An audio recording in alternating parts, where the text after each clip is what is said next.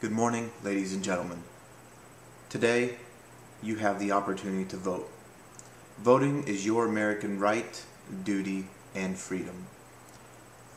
Today, some of your freedoms are under attack. What if I told you that today after this briefing, you couldn't order a cheeseburger? You couldn't order a soda to go with it? Or what if I told you the juice you enjoyed this morning with your breakfast could not be had? Would you be alarmed if I told you that you couldn't order a cake for a family member's birthday? These freedoms are under attack.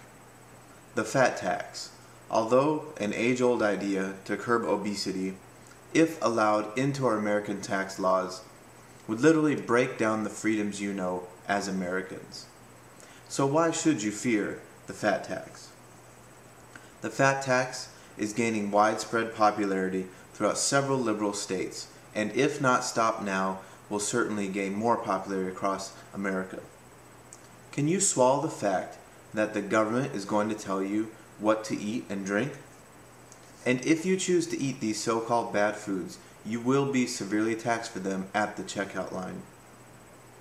So why does the fat tax infringe on your American rights? Well, according to Wikipedia, the World Health Organization in December of 2003 proposed that all countries have a junk food tax in order to encourage people to make healthier food choices. But I say, you are an American.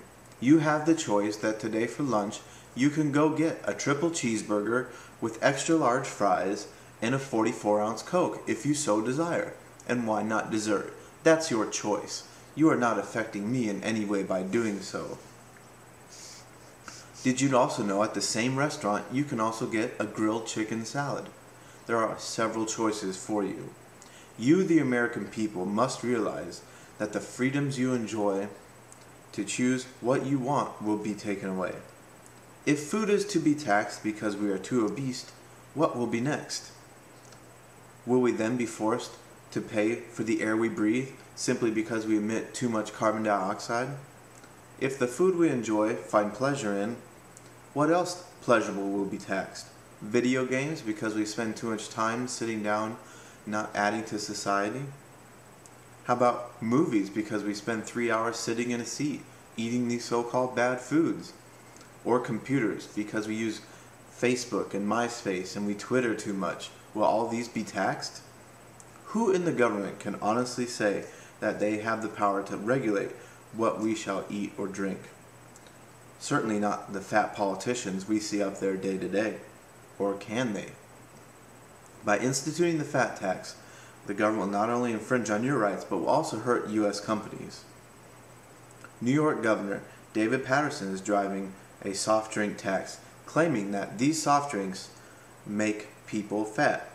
Yet a recent study found that artificial sweeteners found in diet sodas are directly linked to organ damage, and cancers. It is interesting to note that when the government forces these companies to lower the sugar and calories, they find alternatives which are then even worse for us.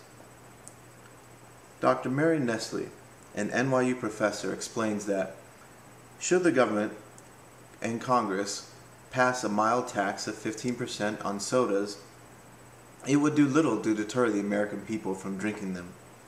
Dr. Marion also suggests that should Congress implement a more severe tax of, say, 40% on these sugary sodas, that Americans would simply find a different alternative to their calorie needs. But some say, why not use the fat tax? America truly is one of the fattest countries. If food makes us obese and cigarettes gives us cancer, why not tax these fatty foods? And the fundamental difference is that by eating these bad foods, you are not affecting my health. However, if you choose to smoke, the secondhand smoke will surely affect my well-being. So how can we as American citizens rebound from this fat epidemic without any new taxes? The answer, my friends, is education, education. We will tell the government simply to force the companies to educate the consumer. In turn, we must also educate our youth. I believe that right after math class should be Nutrition 101 every year. The government should enforce and give subsidies to whole food products, make them more palatable than cheap junk foods. We must reverse the fact that it is cheap to be fat and expensive to be thin. Education and proper reform without taxes is the answer. We will empower the American people to make the right decisions for themselves. By voting down the fat tax, you are telling your Congress that you are in control of your body. We must train ourselves to make the right decisions and use sweet foods that the government says are bad for us and they want to tax in moderation. Although the fat tax may be an age-old idea which is gathering a large amount of steam, we must show Congress that we can pull ourselves out of this weight epidemic without new taxes. You have the power today, amidst this tough economic time, to vote down the fat tax. Show Congress you have the power and you don't want any new taxes. So vote no and have the power today to make the right choice at lunch. Thank you very much and have a good day.